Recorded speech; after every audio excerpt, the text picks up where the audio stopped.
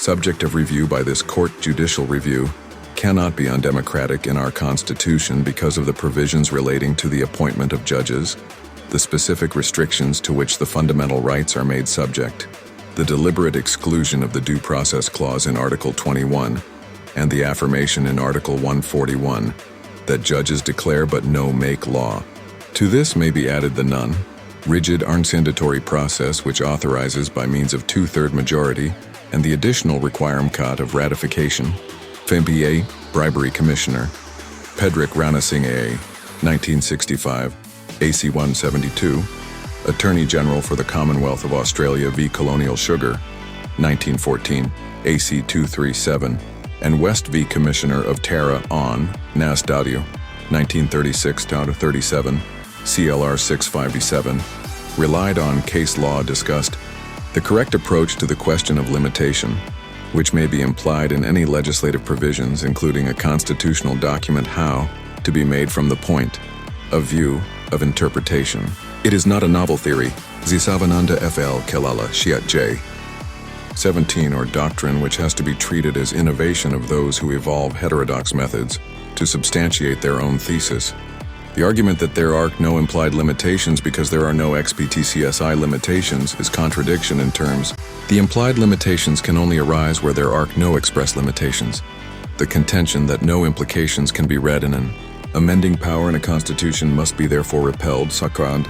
The whole scheme underlying the Constitution is to bring about economic and free RTI changes without taking away the dignity of the individual. Indeed, the same has been placed on such a high pedestal that to ensure edom, etc., from infringement has been justifiable by the highest court in the land. The dictum of De CJ in Kara.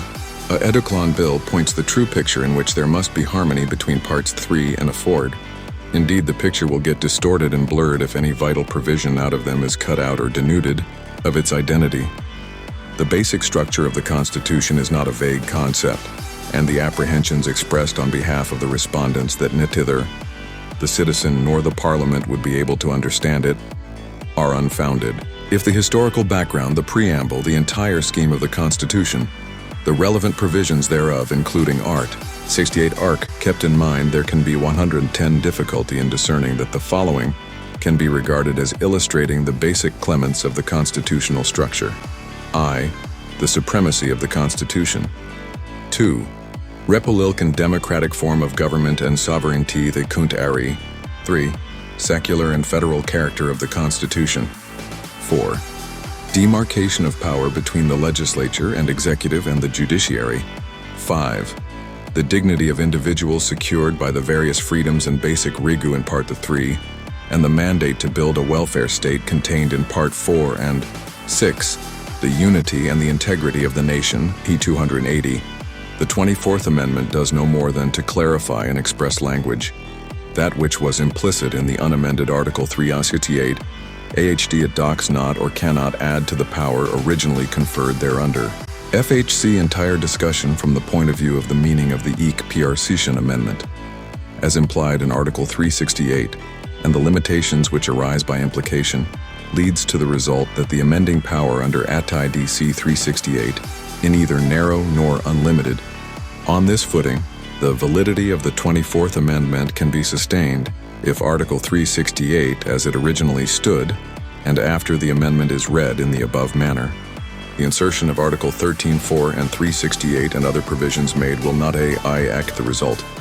This, that the power in Article 368 IDASI wide enough to permit amendment of each and every article of the Constitution by way of addition, variation, or repeal, so long as its basic clements are not abrogated or denuded of their identity.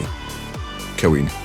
Section 2 of the 25th Amendment is Lid Clause 2 of Article 31 as substituted by S1 of the 25th Amendment do not abrogate any basic clement of the Constitution nor docs it denuded of its identity because a. The fiution or the determination of the amount under that article has to be based on or norm or principle which must be relevant for die perpemi of arriving at T1I amount payable in respect of the property acquired or requisitioned. Xaxtlaald, 318 Supreme Court Reports, 1973 J. Supya CR.